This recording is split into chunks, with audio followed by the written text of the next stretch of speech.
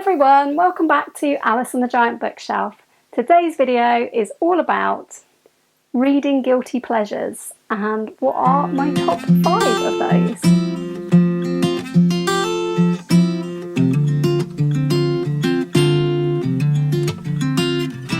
Hi everyone, welcome back to my channel, or welcome if you are new.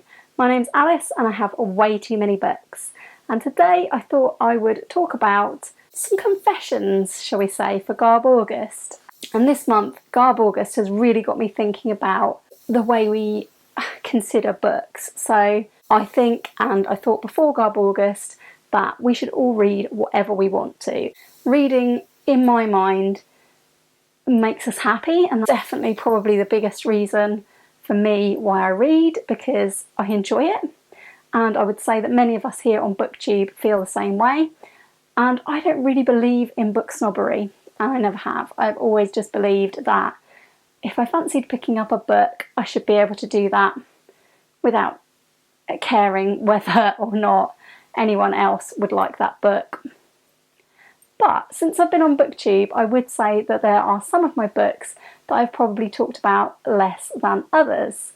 I've spoken to various friends about GarbAugust, most of whom are of the exact same opinion. I would never judge anybody on what they want to read. And I think that part of Criminally's idea in creating GarbAugust was that we do not attach a stigma to what some people would call trash. And it's almost, in my mind, about reclaiming that term trash as something that is a sort of entity in itself of books that we actually really want to read them. For me, trashy books can be just really enjoyable, all-out fun entertainment all the way. And I would say that many of my books would probably be looked down on by others, or could be.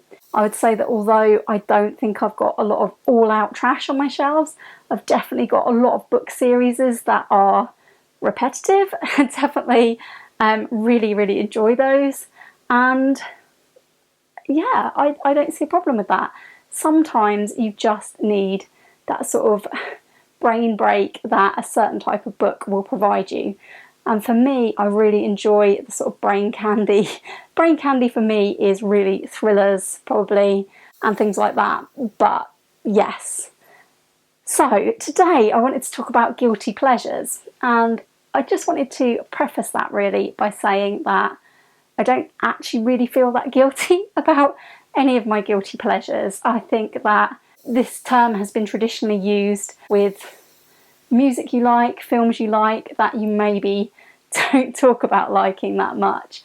And yes, some of the books in this pile here I definitely haven't talked about on BookTube before, but I was inspired by a number of BookTubers who have made kind of confessions of what kind of trash they enjoy this month. And I am definitely not saying that any of these series, because they are all series, I'm definitely not saying that any of them are trash to me. To me, they are all not trash. Some of these would probably be viewed by others as trash, or maybe trash adjacent. And yeah, I just thought I would get this video out there and talk about 5 series of books that I have really enjoyed just for pure entertainment value. So they are in no particular order, but my top favourite on the list is definitely one that I have talked about on my channel.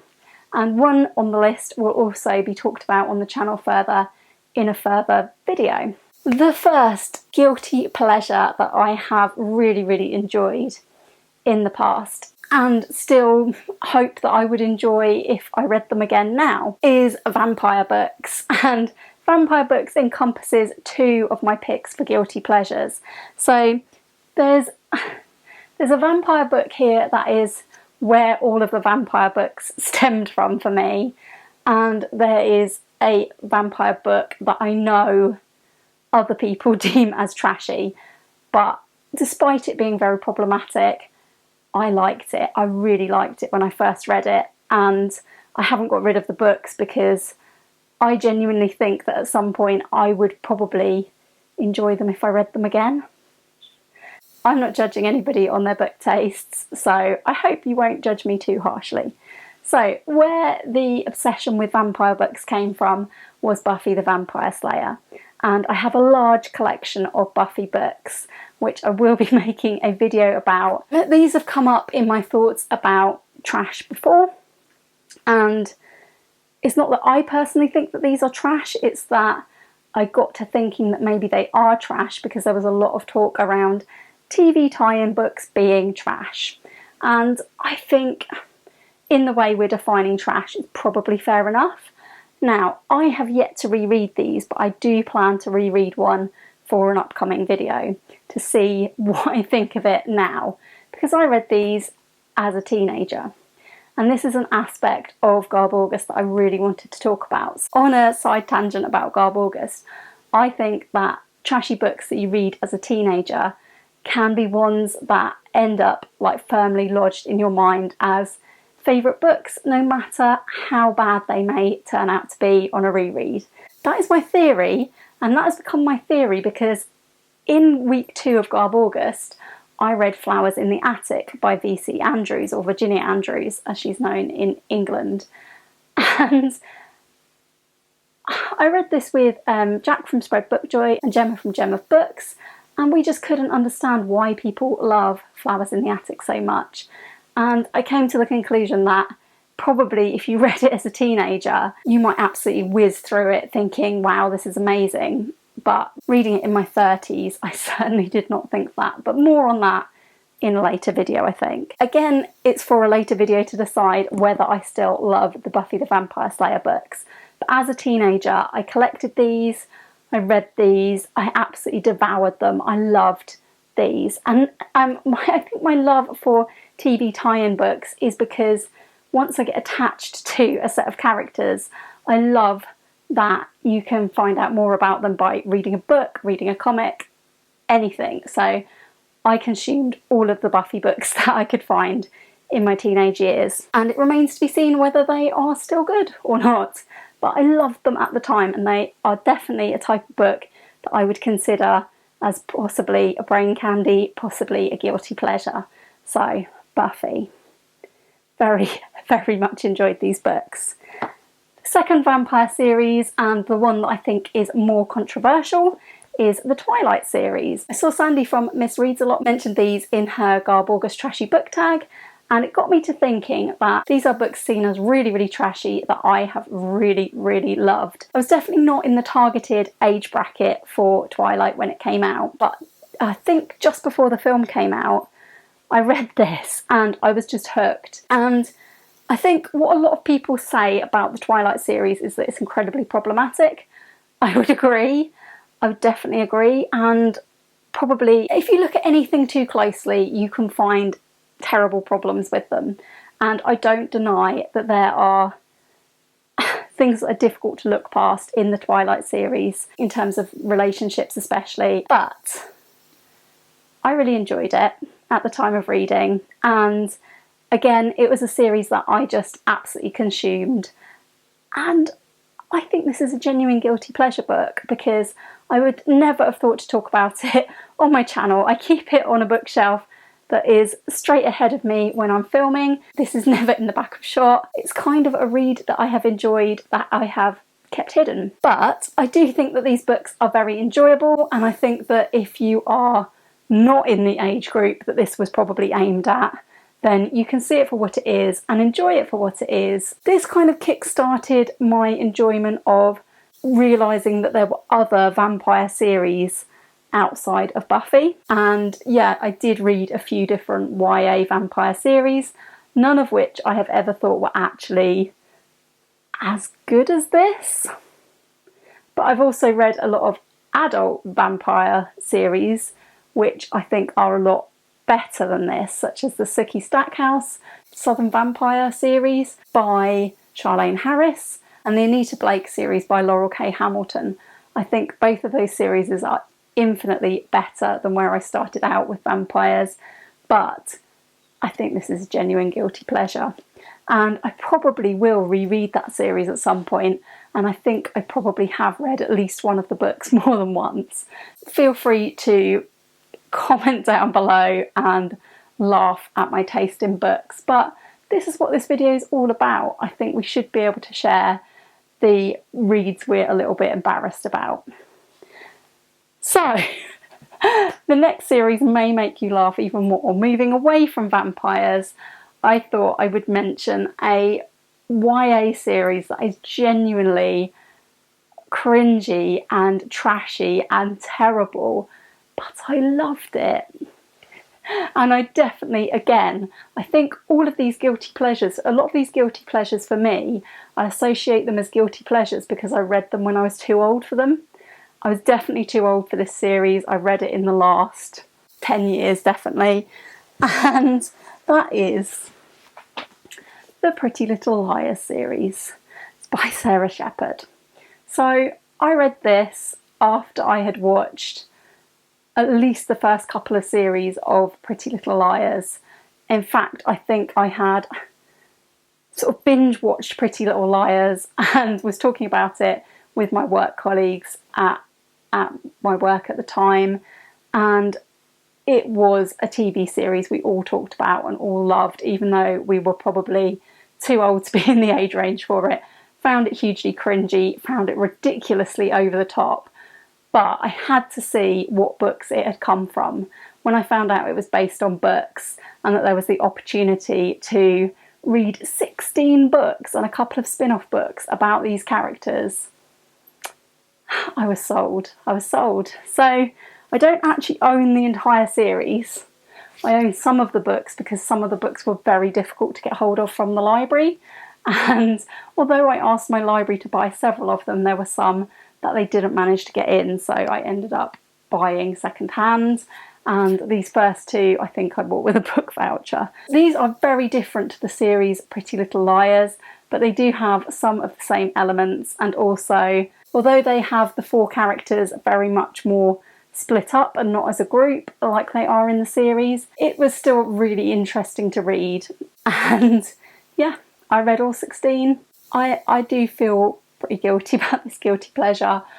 These are undoubtedly trashy, and again I keep them on the bookshelf behind the camera, which is terrible, but yeah, they're cringeworthy, but they are so much fun. They are just ridiculous books, but I loved it. I found them incredibly entertaining, so make of that what you will. The fourth guilty pleasure is another TV tie-in. And I haven't actually read all of the books in this series so far. I've only read the first two, but I read one last week and I absolutely loved it. And those are the Red Dwarf books. Now these are a bit different from sort of TV tie-in books in my mind because they are actually written by the writers of the series as well. So whether that makes them classier or not, I don't know.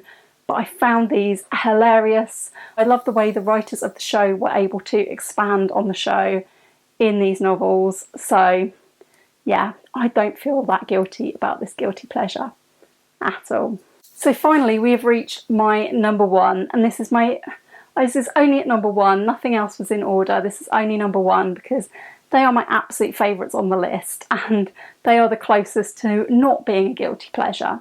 But again, I consider these a guilty pleasure because I did read them when I was too old for them, and I unashamedly love them. I think they are so funny. I think they are so brilliant, and I am so sad that there will never be another one because their author has passed away. I have them behind me in every video, so I'm definitely not ashamed of these ones. It's Louise Renason's Georgia Nicholson series. I have all 10 of them on the shelf behind me. This one's called Stop in the Name of Pants. This one's called Love is a Many-Trousered Thing. Now, this series of books, and my favourite is definitely It's Okay, I'm Wearing Really Big Knickers. That's my absolute favourite. I definitely read these when they were not meant for me. I wish these had existed when I was a teenager because they are so funny, and I would have loved this perspective on being a teenager when I was one. So I think I probably came to like the first and second book in my late teens, so not quite too old for them. The rest of them I unashamedly read in my 20s, and I still find them hilarious. These are such a comfort read to me, so I think that comfort reading is another thing that goes along with this idea of brain candy and this idea of pleasure from reading.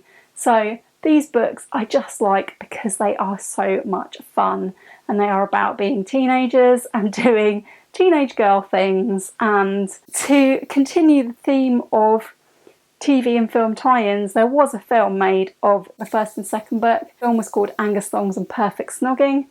I don't think this is a wonderful rendering of the books, but it's better than nothing, and it was fun. The books are much funner, much funnier. Probably they will start to become dated. They're really a bit before mobile phones, so there's lots of sort of actually phoning each other up in these. I mean, this one was published in 2007 and it's one of the later ones. I think probably the last one came out around about 2008. This series is sadly over.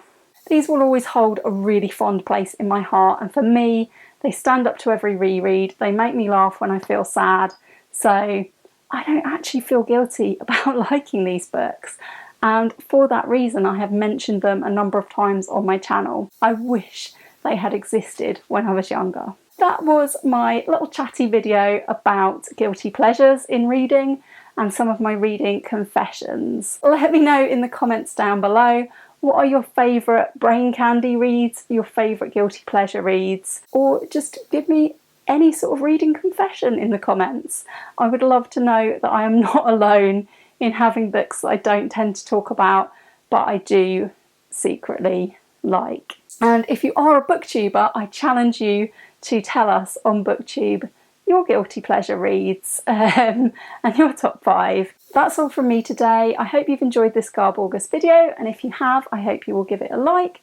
I hope you will consider subscribing if you haven't already. And my next video will of course be a non-trashy content. I will hope very much to see you all again soon for another video all about books here on Alice and the Giant Bookshelf. Bye for now.